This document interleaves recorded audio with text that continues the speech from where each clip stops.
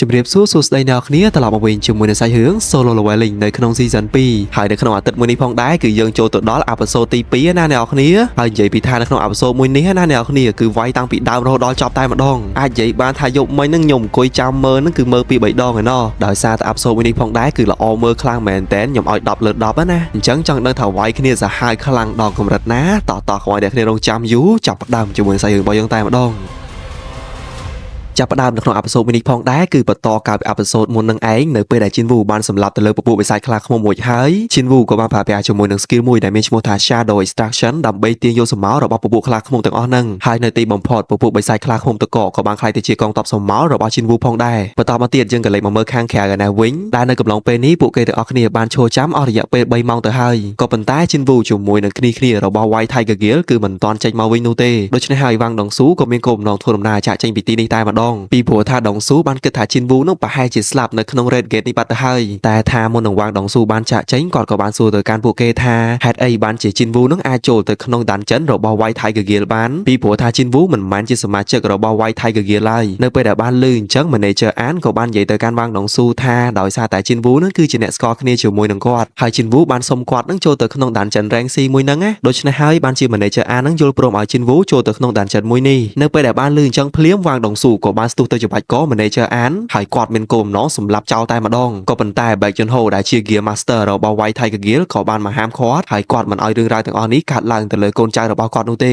មិនតែប៉ុណ្ណោះនៅកំឡុងពេលនេះវ៉ាងដងស៊ូជាមួយនឹង Baek Junho បានតោះសម្ដីគ្នាអញ្ចឹងហើយពួកគេទាំងពីរនាក់ក៏ត្រៀមខ្លួនដើម្បីប្រយុទ្ធគ្នាផងដែរហើយដោយសារតែអ្នកទាំងពីរគឺជា S Rank Hunter ដូច្នេះហើយធម្មពលរបស់ពួកគេនៅពេលដែលប៉ះគ្នានឹងគឺប្រតិកម្មខ្លាំងមែនទែនក៏ដូចជានៅភ្លាមហ្នឹងវ៉ាងដងស៊ូជាមួយនឹង Baek Junho ក៏បានផ្លាស់ប្ដូរគ្នាម្នាក់មួយដៃតែម្ដងក៏ប៉ុន្តែក៏ត្រូវបានវូជីនឈុលចូលមកហាមឃាត់ពួកគេតាន់ពេលវេលាហើយវូជីនឈុលក៏បានអរគុណទៅកាន់ពួកគេទាំងពីរនាក់ផងដែរពីព្រោះថាបើសិនជាពួកគេទាំងពីរនាក់មិនបានបធូរដៃនោះទេប្រកាសណាស់ថាដៃរបស់គាត់នឹងត្រូវដាច់ជាមិនខាននៅកំឡុងពេលហ្នឹងវូជីនឈុលក៏បាននិយាយបញ្ជាក់ទៅកាន់វ៉ាងដងស៊ូថាកាលពីជីនវូចេញពី Double Dungeon គឺគាត់បានទៅវាស់ធម្មពលរបស់ជីនវូហើយលទ្ធផលនៃការវាស់ធម្មពលមួយនេះគឺជីនវូមានតែ10បន្ទុកតែប៉ុណ្ណោះដូច្នេះហើយជីនវូគឺជា E Rank Hunter ម្នាក់ដែលអន់ខ្លាំងមែនទែនអញ្ចឹងហើយគ្មានមូលហេតុណាដែលជីនវូនឹងអាចសម្លាប់ទៅលើវ៉ាងដងស៊ុកបានឡើយហើយវ៉ាងដងស៊ុកនឹងគឺគាត់ប្រហែលជាស្លាប់ដោយសារតែពពួកបិសាចនៅក្នុង Dungeon ជាមិនខាននៅពេលដែលបានឮអញ្ចឹងវ៉ាងដងស៊ូក៏មិនជឿពាក្យសម្ដីរបស់វូជីនឈុលដែរក៏ប៉ុន្តែដោយសារតែឥឡូវនេះវ៉ាងដងស៊ូធ្វើឲ្យអត់កើតដូច្នេះហើយគាត់ក៏បានធ្វើដំណើរចាក់ចេញពីទីនេះតែម្ដងបន្តមកទៀតយើងក៏លេចមកមើលនៅក្នុង Dungeon ឯនេះវិញដែលនៅស្របពេលនេះគឺយើងបានឃើញថាគីមឈុលកំពុងតែរត់គេចចេញពីពពួកអែលតក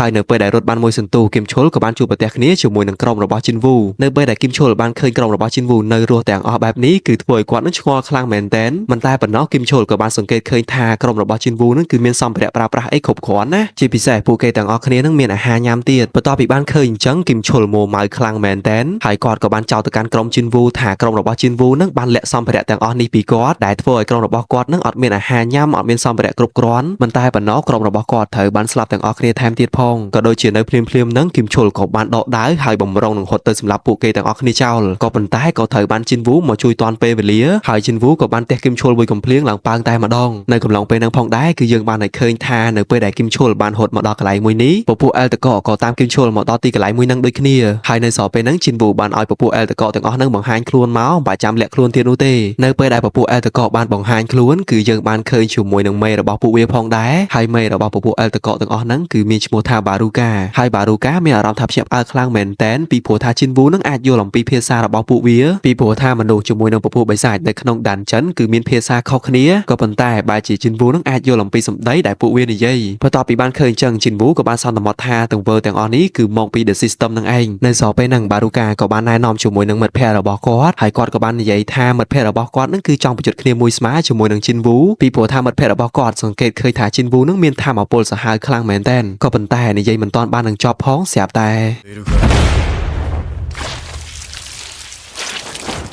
នៅពេលដែលឃើញជីនវូមានធម៌ពលសាហាវបែបនេះគឺធ្វើឲ្យបារូកានឹងចាប់អារម្មណ៍ខ្លាំងមែនទែនហើយគាត់ក៏បាននិយាយទៅកាន់ជីនវូថាជីនវូមិនមែនជាមនុស្សផងហេតុអីបានជាជីនវូនឹងទៅនៅក្រុមរបស់មនុស្សបន្ទាប់ពីបានឮអញ្ចឹងគឺធ្វើឲ្យជីនវូនឹងឆ្ងល់ខ្លាំងមែនទែនហើយគាត់ក៏បានសួរទៅកាន់បារូកាវិញថាហេតុអីបានជានិយាយថាគាត់នឹងមិនមែនជាមនុស្សបារូកាក៏បានប្រាប់ទៅកាន់ជីនវូថានៅពេលដែលគាត់ឃើញមនុស្សអីហ្នឹងតែងតែមានសម្លេងមួយមកប្រាប់គាត់ឲ្យសម្លាប់អញ្ចឹងណាក៏ប៉ុន្តែនៅពេលដែលគាត់ឃើញជីនវូគឺអត់មានសម្លេងណាមកប្រាប់គាត់ទៅសម្លាប់ជីនវូនោះទេនៅពេលដែលបានឃើញអញ្ចឹងជីនវូក៏បាន បានសន្មតថាបារូកានឹងភាពដូចជា player នៅក្នុង system ចឹងគឺមានរបស់មួយមកប្រាប់ពួកគេឲ្យទៅសម្លាប់ហើយដោយសារតែគាត់គឺជា player នៅក្នុង the system ដូច្នេះហើយបារូកាមិនបានទទួលសញ្ញាណាមួយឲ្យសម្លាប់គាត់នោះទេនៅកំឡុងពេលនឹងផងដែរបារូកាក៏បានផ្ដល់សំណើមួយទៅកាន់ជីនវូដែលគាត់បាននិយាយថាបើសិនជាជីនវូឲ្យមនុស្ស3នាក់នៅពីក្រោយគាត់ទៅកាន់គាត់នោះគាត់នឹងទុកជីវិតឲ្យជីនវូក៏ប៉ុន្តែប្រសិនបើជីនវូហ៊ានប្រឆាំងជាមួយនឹងគាត់នោះជីនវូនឹងត្រូវស្លាប់ដូចគ្នានៅពេលដែលបានលឺអញ្ចឹងគឺថាជីនវូនឹងអត់មានញញើតសំបីតែបន្តិចតែម្ដងហើយជីនវូក៏បានកោះហៅជាមួយនឹងកងទ័ពស្រមោលរបស់គាត់ដើម្បីត្រៀមខ្លួននៅក្នុងការប្រយុទ្ធផងដែរនៅពេលដែល Hunter ដទៃទៀតឃើញអញ្ចឹងគឺធ្វើឲ្យពួកគេនឹងភ្ញាក់ផ្អើលខ្លាំងមែនទែន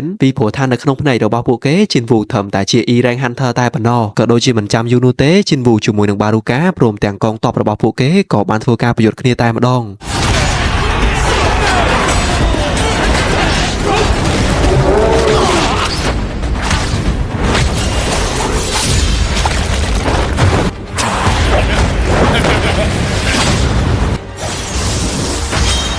尊人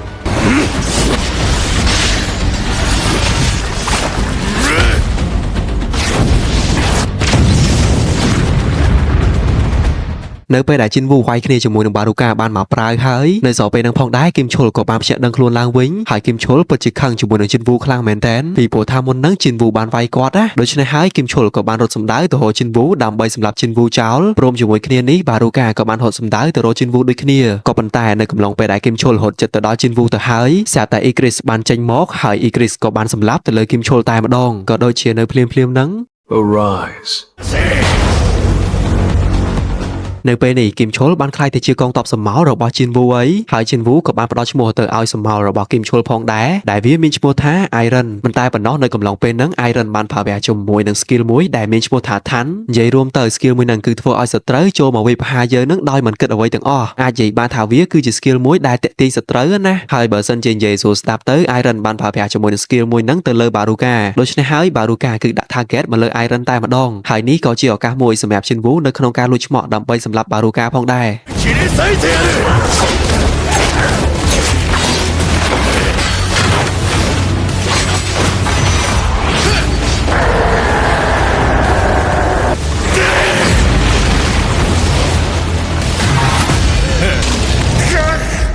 お前を消せば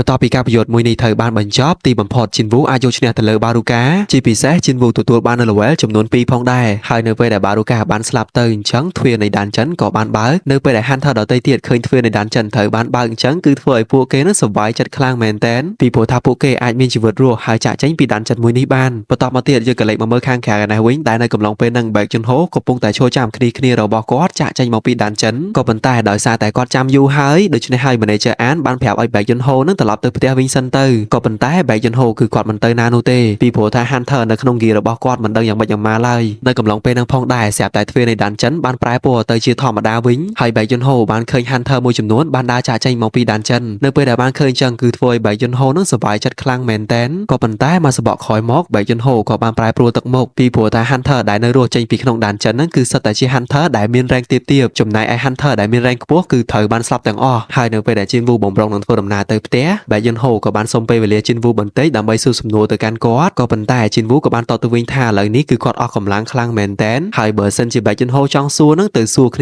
នារបស់គាត់ទៅបន្ទាប់ពីបែកយន្តហូបានឃើញថាជីនវូនឹងដូចជាក្រអិតក្រទមជាមួយនឹងគាត់បែបនេះបែកយន្តហូក៏បានប្រើប្រាស់ជាមួយនឹងធម៌ពលរបស់គាត់បន្តិចហើយគាត់ក៏បានសួរទៅកាន់ជីនវូម្ដងទៀតថាតើ Hunter របស់គាត់ចំនួន6នាក់ទៀតមានរឿងអ្វីកើតឡើងជីនវូក៏បានតបទៅកាន់បែកយន្តហូវិញថាគឺគាត់បានជួយ Hunter របស់បែកយន្តហូនឹងចំនួន2នាក់តើនេះមែនទេគឺជាការអរគុណរបស់គាត់នៅពេលដែលបានឮអញ្ចឹងបែកយន្តហូក៏បានដកដៃចេញពីជីនវូហើយគាត់ក៏បានសុំទោសទៅកាន់ជីនវូផងដែរបន្ទាប់ពីជីនវូធ្វើដំណើរចេញទៅបាត់បែកយន្តហូក៏បាននិយាយទៅកាន់ manager អានថាធ្វើមិនក៏ដោយ manager អានត្រូវតែនាំជីនវូចូលមកកាន់ gear របស់ពួកគេពីព្រោះថាជីនវូគឺជាមនុស្សម្នាក់ដែលមានសមត្ថភាពនិងធម៌ពលសាហាវខ្លាំងមែនទែនបន្ទាប់ពីនឹងមកកាត់មកមើលជីនវូឯនេះវិញតែនៅកំឡុងពេលនេះជីនវូបាននាំហានសុងជីនឹងត្រឡប់ទៅផ្ទះក៏ដូចជានៅពេលដែលជីនវូបានជូនហានសុងជីត្រឡប់ទៅផ្ទះរួចហើយគាត់ក៏បានធ្វើដំណើរត្រឡប់មកផ្ទះវិញតែម្នាក់ឯងនៅស្របពេលនឹងផងដែរ តែជីនវូមានអារម្មណ៍ថាពិបាកចិត្តខ្លាំងមែនទែនពីព្រោះថាជីនវូនឹងមិនអាចដកសំោរបស់បារូកាបានឡើយក៏ប៉ុន្តែបើទោះបីជាគាត់ដកសំោរបស់បារូកាមិនបានក៏ជីនវូទទួលបានជាមួយនឹងអាវុធរបស់បារូកា